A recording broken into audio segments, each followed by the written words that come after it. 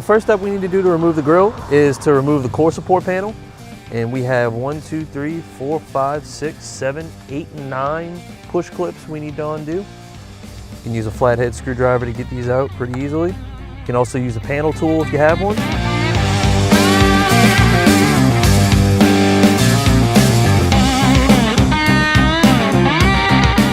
Now that we have all of those push clips taken off, we're going to go ahead and remove the core support panel.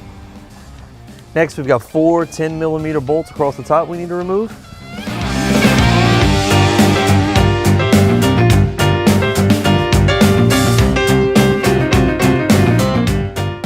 Release inside of the fender. We're going to go ahead and unlock that. That's going to allow us to pull the fender slightly out of the way. That way we can go ahead and pull this side panel out. I'm going to go ahead and do that on the other side.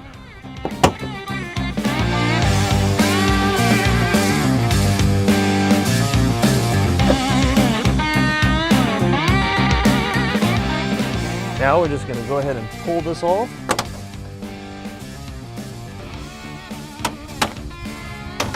Set it off to the side.